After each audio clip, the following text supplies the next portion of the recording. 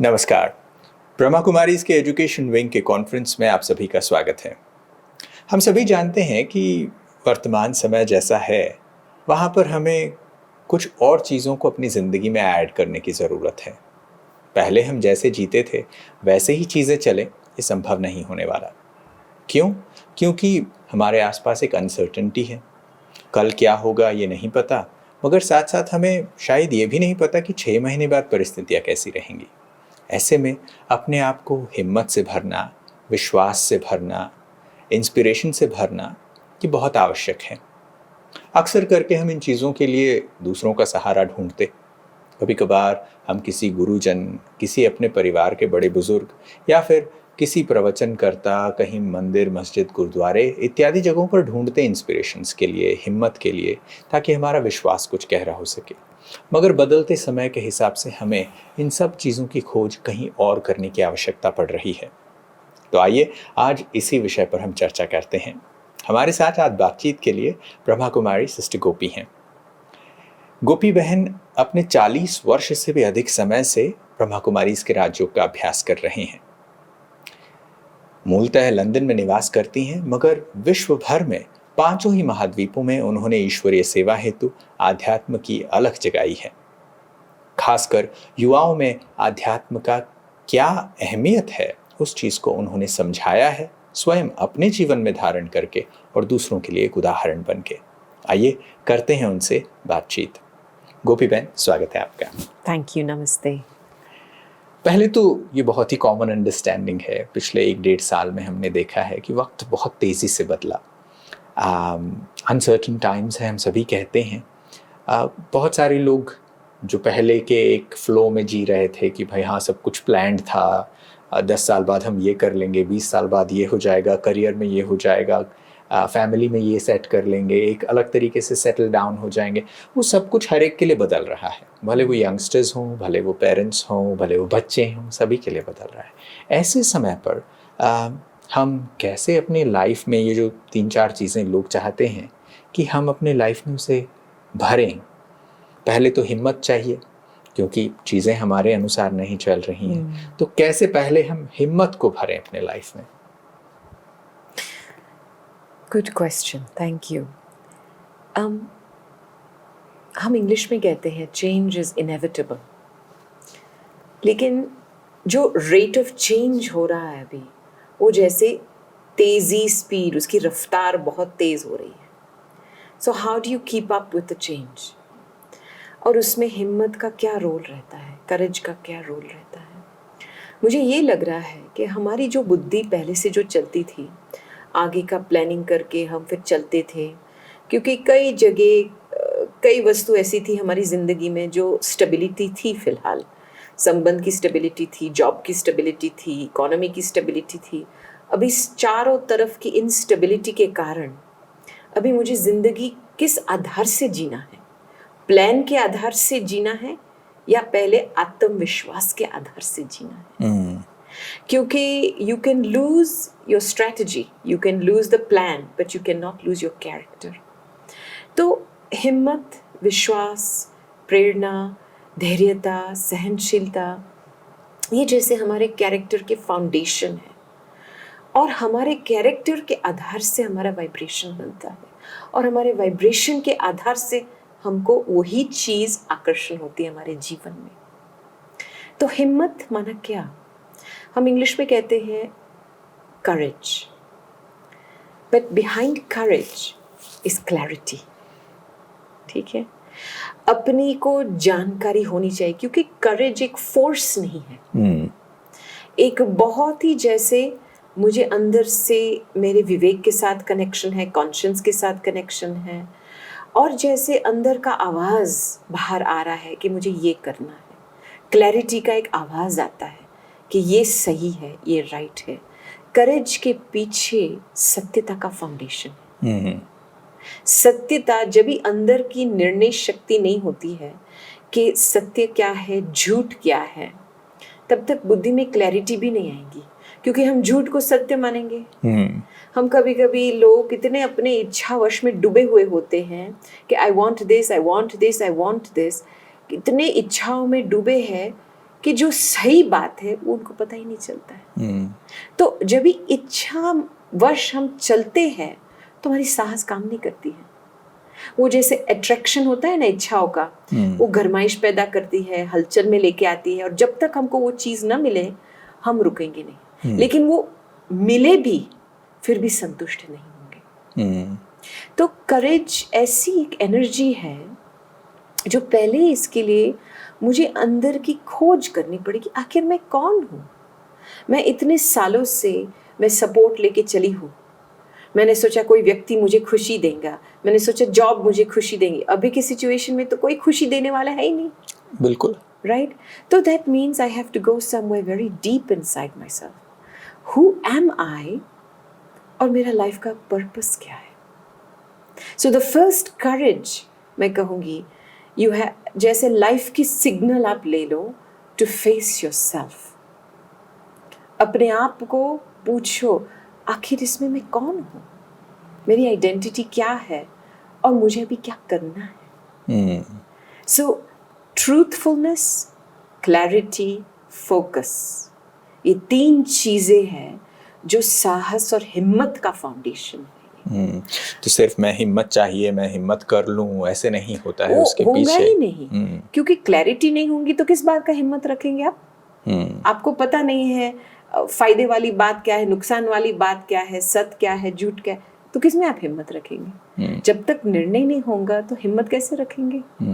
जब आज का जो ये टॉपिक है लिविंग विथ करेज, अब करेज के फर्स्ट स्टेप पे जब हम बात करते हैं, बहुत बार लोगों को ये लगता है कि कोई और हमको करेज दिलाए। ये होता है sometimes when we were in school, when we were young, when we are playing, it's often our friends, our family members who cheer us, and they are the ones who really gives us that extra push, saying that okay, you can do it. But अब ऐसे situation में जब कोई नहीं होता कि वो हमें वो इंस्पायर करे या फिर वो करेज हमें दे, हमारे अंदर वो इंस्टिल करे, वो हिम्मत दे, तो हम खुद ब खुद उस हिम्मत को कैसे ले आएं अपने अंदर। देखो, this is a qualitative journey. Courage एक शक्ति है, अंदर की शक्ति है, और करेज का जो फाउंडेशन है वो हमारे संकल्प और मानसिक स्थिति के आधार पर है।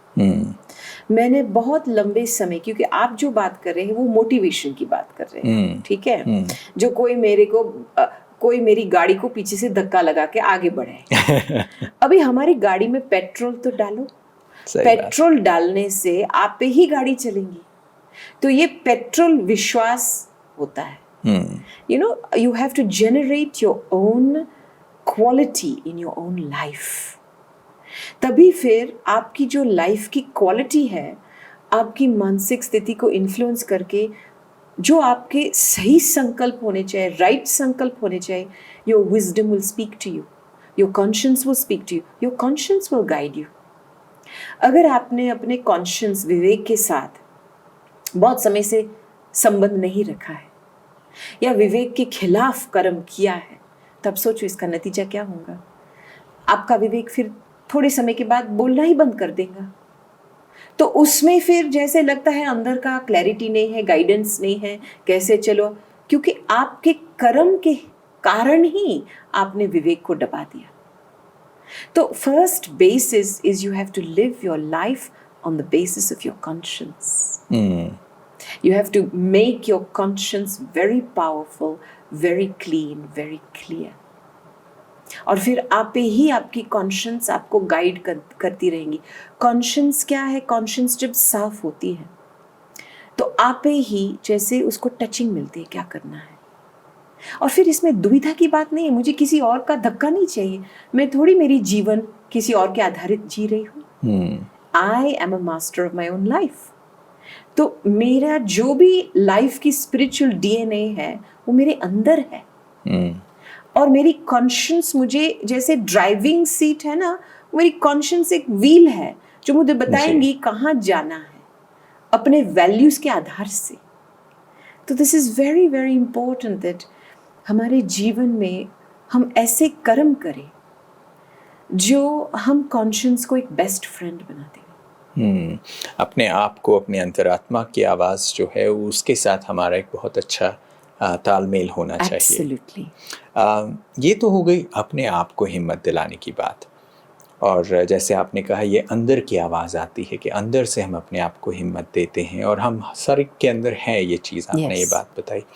कभी कभार हमें ज़रूरत पड़ती है कि हम दूसरों को हिम्मत देवे, दूसरों को धैर्य दिलाए, दूसरे को करेज भरे उनके अंदर।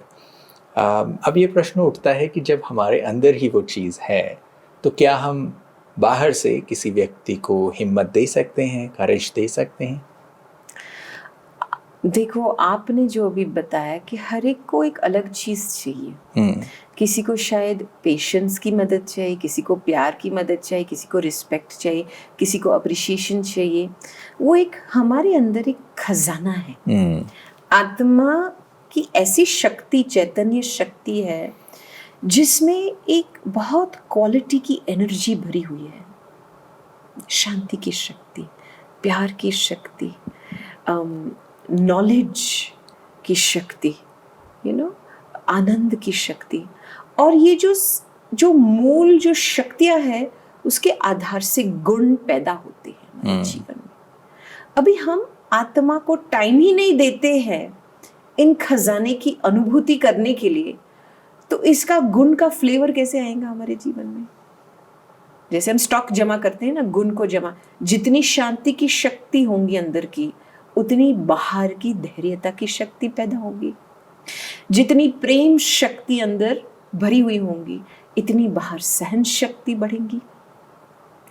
तो हम एक दोनों को हिम्मत दिलाए, मना इसका मतलब ये है कि हम एक दोनों को रिमाइंड करते आप कौन हो, कि आप में ये शक्ति है। ऐसे नहीं कि हम उनको बस ऊपर ऊपर काम चलाओ की बातें बोल करके चलाते हैं। You get my point? लेकिन एक रियलाइजेशन होनी चाहिए कि मेरे अंदर ये शक्ति है, मुझ आत्मा के अंदर शक्ति है, तो इस आत्मा के अंदर भी शक्ति है। तो इसकी पहचान चाहिए। और जब आप पहचान के आधार से किसी के साथ वार्तालाप करेंगे, बोलेंगे और आपको दिखाई देगा, तो उसको वो भी महसूस होगा उस समय। लेकिन आप खुद की, आपकी आंतरिक शक्तियां की पहचान नहीं है, तो आप क्या ट्रांसमिट करेंगे वाइब्रेशन के हिसाब से? जैसे खुद ही डर रहा है और दूसरों को बोलो हाँ तुम हिम्मत करो, तुम हिम्मत करो, तो नहीं होगा। वो तो कोई मानने वाला नहीं है इस बात का जी, तो इसमें क्या है कि yes, we want to be cooperative, we want to be selfless service, लेकिन उसका एक मूल फाउंडेशन है, मुझे अपना ख्याल जरूर रखना है। First foundation is self service. और कई लोग दुनिया में अपने आप को साइड में कर देते हैं और they put themselves at the bottom of the list.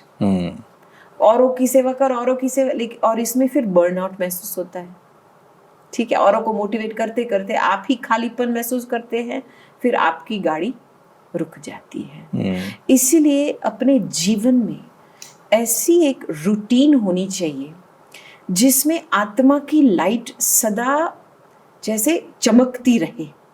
मुझे अंदर पेट्रोल डालना है, चाहे शुद्ध संकल्पों का, चाहे शांति की महसूसता का, मुझे अंदर बहुत पेट्रोल भरानी है ताकि गाड़ी आप पे ही चलेंगी। मैंने ये देखा है कि जिस चीज में जो पावर होती है, उसकी ओरिजिनल पावर होती है ना, वो ऑटोमेटिक चलेंगे। जब पावर कम होती है ना तो रुक जाती है। तो हमारा human being is the same. आत्मा, आत्मिक भाव, आत्मिक स्मृति, एक कॉन्शियसनेस, एक पावर है। जब भी हम उस पावर की स्मृति में रहते हैं तो आप पे ही जैसे ऑटोमेटिक हमारी गाड़ी, हमारी सोच, हमारी वृत्ति, हमारी दृष्टि, हमारी कृति उस अनुसार चलती है, ऑटोमेटिक। लेकिन जब वो स्मृति की कमी होती है ना, तो फिर हम बाहर ढूंढते हैं। हम हमारा प्लग लेकर के दूसरे के सॉकेट में डालते हैं। मुझे यहाँ से थोड़ा पावर मिले, चलो इसमें से पावर मिले, इसमें। अभी वो सॉकेट काम नहीं करेगा तो फिर आपको पावर कहाँ से मिलेंगी? बिल्कुल ऐसा होता है, डेफिनेटली। बिल्कुल। अब हम दूसरे विषय पर आते हैं, जैसे लिविंग विथ करेज। तो करेज के लिए आपने कहा कि पहले अंदर अपने कॉन्शियस के साथ आप अपना कनेक्शन साफ रखो और उससे जो अंदर जो चीज़ें हैं वो अंदर से हिम्मत आएगी, फिर हम दूसरों को भी हिम्मत दे सकते हैं, दूसरों को भी हम वो करेज दे सकते हैं। अब दूसरी बात जो आती है वो है विश्वास के बारे में।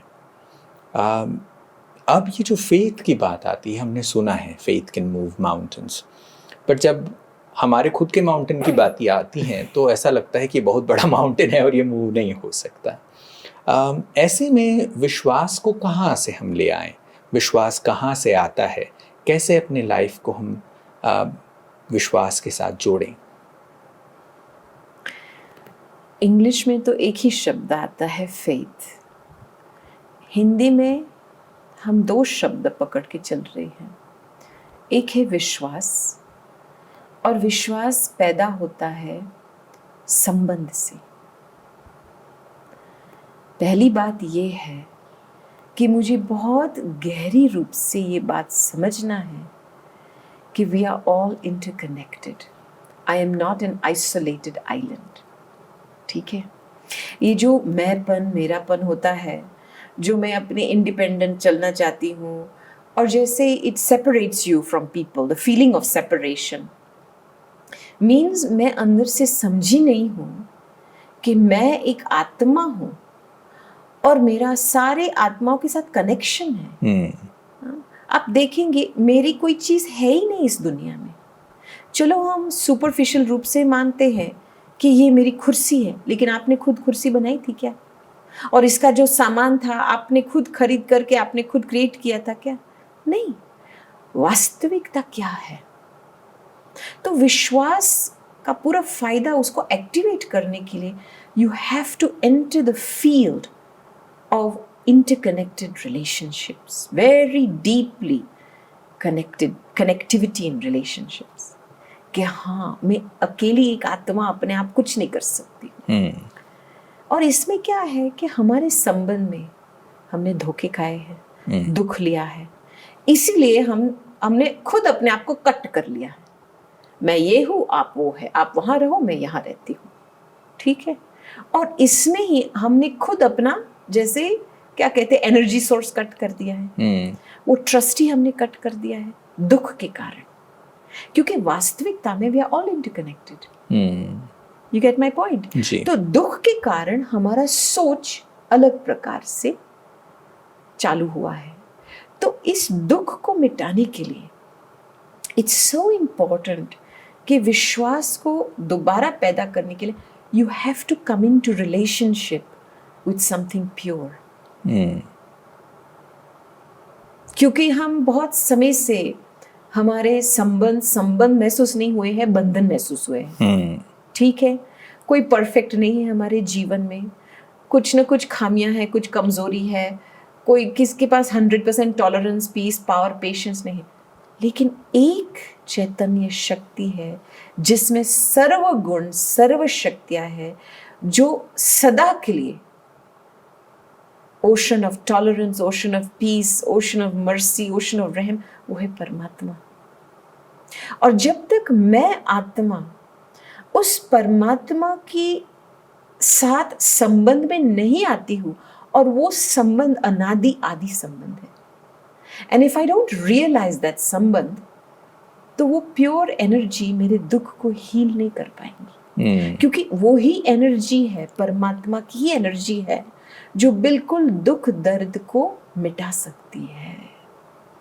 तो मुझे पहले अपना विश्वास परमात्मा में रखना है इन ऑल एस्पेक्ट्स। ये वंडरफुल चीज है कि मैं आत्मा एक चैतन्य शक्ति हूँ, परमात्मा भी चैतन्य शक्ति है। तो इन दोनों शक्तियां के बीच में सर्व संबंध आ जाते हैं। Mother, father, child, friend, brother, sister, जो संबंध आप चाहो, संबंध के पीछे क्या है? गुण है ना। उसमें सब गुण है, तो सब गुण होने के कारण जो भी संबंध आप चाहते हो वो संबंध फुलफिल कर सकते हैं। इसीलिए पहले विश्वास को एक्टिवेट करने के लिए I have to bring God into my life. आपने बहुत ही खूबसूरती से ये बात बताई कि पहले तो हिम्मत के लिए हमें अपने आप से अंदर जुड़ने की ज़रूरत है, और जब हम विश्वास की बात कर रहे हैं जब हमें फेथ की बात आ रही है तो वो ईश्वर से जुड़ने की बात हो रही है। और मैं समझता हूँ जब हम ये दोनों कर पाते हैं तो तब क्या होता है। विश्वास जब होता है, हम हमेशा सुनते आए हैं कि जिस व्यक्ति के अंदर विश्वास है उसका आधा काम हुआ ही पड़ा है, क्योंकि वो अपने आप को एनर्जी से भरपूर महसूस करता है, उसका कनेक्शन, वो सभी से कनेक्टेड महसूस करता है। उसको लगता है कि जैसे परमात्मा उसकी सुन रहा है और वो उसके सारे काम कर देगा। और ये बहुत बार होता है। और ये विश्वास के आधार से जो कोई चलता है ना, उसको क्वालिटी महसूस होती है संबंध में। संबंध के आधारित है ये। संबंध से आप पहचानते हैं इसमें क्वालिटी क्या है, आप फिर रिसीव कर सकते हैं वो क्वालिटी, शेयर भी कर सकते हैं क्वालिटी। तो क्वालिटी की शेयरिंग होती है, बिजनेस डील नहीं होता है। You get my point? बिल्कुल। तो जब क्वालिटी की शेयरिंग होती है तो खुला दिल रखने में कोई प्रॉब्लम नहीं रहता है। You can flow with everything. बाकी आती है निश्चय की बात, राइट? निश्चय हम बुद्धि से जोड़ते हैं ये शब्द, because it's faith based on understanding. No, it's not blind faith, it's faith based on recognition. अभी किस प्रकार की अंडरस्टैंडिंग चाहिए? किस प्रकार की अंडरस्टैंडिंग से मुझे अपनी गाड़ी को चलाना है ताकि आपे ही वो पट्टे पे चलेंगी? तो पहला जो वास्तविक अंडरस्टैंडिंग है, जो रियलिटी है कि मैं ये शरीर नहीं हूं, मैं आत्मा हूं, इसका निश्चय बिठाना है। कई लोग दुनिया में कहते हैं हाँ हम आत्मा को तो जानते हैं, उसमें से थोड़े लोग मानते भी हैं कि हम आत्मा हैं, लेकिन जो जीवन जीते हैं उस कॉन्शियसनेस में, वो तो बहुत कम लोग हैं कि मैं आत्मा के बीच में जी रही हूं। तो this first basic reality of life बुद्धि में बिठाना है। मैं कौन हूं, फिर मैं किसकी हूं, परमात्मा का क्या काम है इसमें। चलो इस शरीर के माँ बाप तो है, लेकिन अंदर की आत्मा के माँ बाप। तो ये जो रियलिटीज है, फिर तीसरी रियलिटी हो जो मुझे एक्सेप्ट करना है कि I am responsible for all the कर्म इन माई लाइफ। बिल्कुल। मैं जहां तक पहुंची हूं, मेरे कर्मों के आधार से मैं यहां तक पहुंची हूं, कोई मेरे कर्मों की रिस्पॉन्सिबल नहीं है। तो ये जो बेसिक अंडरस्टैंडिंग है लाइफ की, मैं अपना पार्ट बजा रही हूं, मैं कैसे, किस रूप से पार्ट बजा रही हूं, this is a drama play of life. तो मैं क्यों अपना पार्ट बंद करूं, औरों के पार्ट से कंपेयर करूं? वो अपना पार्ट बजा रही है, उसकी अपनी स्क्रिप्ट है, मेरी अपनी स्क्रिप्ट है। बिल्कुल। तो बिल्कुल निश्चय requires me to deeply understand the eternal laws of life. Understand? वो जब अंडरस्टैंडिंग बैठती है ना दिमाग में, तो आप ही जैसे आपको पता है नेचुरल हुआ पड़ा है। आप माइंड नहीं करेंगे कुछ बात का, लेट गो करने में बहुत इजी रहेगा फिर। बिल्कुल। ऐसे हमने बहुत सारे एग्जाम्पल्स देखे हैं जिन्होंने ईश्वर में ऐसी अटूट आस्था रखी और इतना विश्वास उनका रहा ईश्वर में, जो चीज़ हो रहा है उस हर चीज़ में निश्चय इतना रहा कि किसी भी चीज़ के लिए क्या, क्यों, कैसे नहीं देखा, और न जाने कितने ट्रेमेंडस फीट्स उन्होंने हासिल किए। अब हम आखिरी इस शब्द पे आते हैं, लिविंग विथ करेज हो गया, अब ये फेथ हो गया। अब आखिरी चीज़ है इंस्पिरेशन के साथ। बहुत बार इंस्पिरेशंस के लिए हम ऐसे लोगों को देखते हैं जिन्होंने ऐसा अटूट विश्वास अपने जीवन में दिखाया है ईश्वर के प्रति, अपने ऊपर, सारी चीज़ों के ऊपर जो घट रहा है उन सब चीज़ों पर निश्चय रखा है। उन्हें देख के तो इंस्पिरेशन आता ही है, बट ऐसे अपने लाइफ को इंस्पिरेशनल बनाएं, अपने लाइफ को इंस्पिरेशन के साथ जिएं ताकि दूसरों के लिए वो प्रेरणा का स्रोत बने।